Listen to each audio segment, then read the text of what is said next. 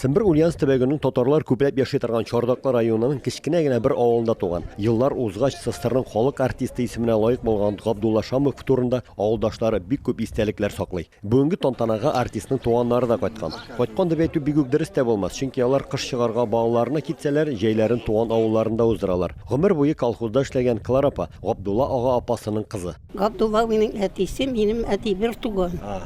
Без аның белән дәвай. Хәтерлисезме кайтып йөргәнен? Катып йөрийди, киләйди.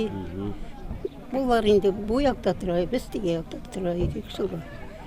Туганнар инде шулай бер-беребез белән күрешәйдек. Катып күрешеп китәйдек Казаннан. Габдулла аганың әсәнгә кайтып йөргән көннәре артистның икенче туганы Миңлеруй апаның да әле бүгенгедәй хәтерендә саклана. Минем әнием белән Габдулла абыйның әтисе бер туганнар. Габдулла абый белән әнием ике бер туган. Мин өченче туган. Ул безгә кайта иде. Безгә кайта иде дә станциягә килеп төшкәч, ачы әремнәрдә роза чәчәге төште миңа.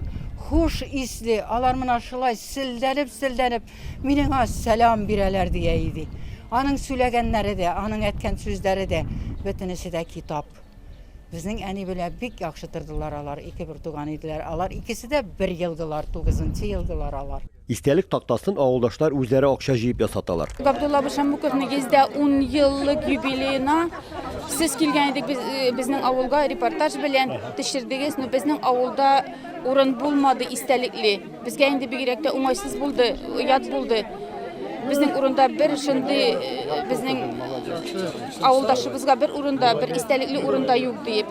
Шунардан соң инде мин яздым интернетта, одноклассникларга, группага, вайберга, инстаграмга. Бөтен авылдашларыбызга инде кемнәр бар группаларда. Может, без дә шулай бер такта җыелып куербыз дип. Авылдашларым мине, конечно, поддержали. Габдулла Шамуков гаҗәеп тә киң кырлы шәхес була. Ул 60-70 елларның танылган артисты гына түгел, тәрҗемәче дә, укытучы да һәм язучы да була. Тантанада аның төрле елларда язылган мәсьәләләре дә яңгырады. Кирпеклектә тавыш купты. Бар тавыклар котыра илерә башладылар. Сәрби әби калды кавыша. Эй Ходаем, ни булды икән? Әле сасы кизән фәлән кирде микән? Кирпеклеккә китте әби тиз атлап. Барып кирсә, күрә нәрсә. Бәрде күкәй салмы йөреп, нык симереп, түп-түгрәк булган тавык. Аяга дип куган иләк читенә басып, кытаклы бит тамам шашып. Кайда ничектер әмәнә семберләр чынлап та тарихны хөрмәтләп, данлыклы якташларның исемнәрен мәңгеләштерү буенча гаҗәеп тә зур һәм киң кылачлы эш алып баралар. Онытмас өчен увековечение памяти диләр.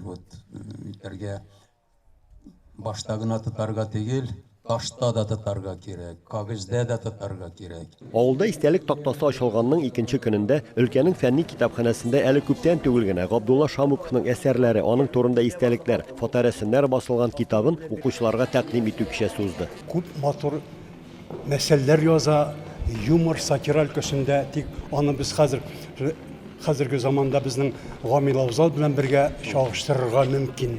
Чөнки әле андыйлар әле яхшы шулай әйтик сатира турында язганны аны бармак белән санап чыгарлык әле. Үзе һәм үзе турында дип аталган әлеге китапка Габдулла аганың дуслары, хезмәттәшләре, ул театр училищесында укыткан шәкертләренең истәлекләре, күп санлы фоторәсемнәр кергән. Нибары берничә ай эчендә бай материал туплап, аны компьютерда җыеп, басарга әзерләүне өлкәнең татар мәдәният үзәге хезмәткәрләре башкарып чыккан. Төптән өйрәндем мин аны, төптән. Может, төбенә үк кадәр төшмәгәнмен, төбенән төштем китап, эштәлегенә кадәр генә. Но барыбер шуның кадәр бер якын туганым кебек булды. Менә шуның үз профессиясенә, һөнәренә бирелгән кеше булган ул. 700 данәдә басылган бу китап беренче чиратта өлкәнең барлык татар авылларындагы мәктәпләргә, китапханәләргә, мәдәният һәм мәгариф хезмәткәрләренә таратылачак. Ульяновск өлкәсеннән Рамис Сафин, Татарлар.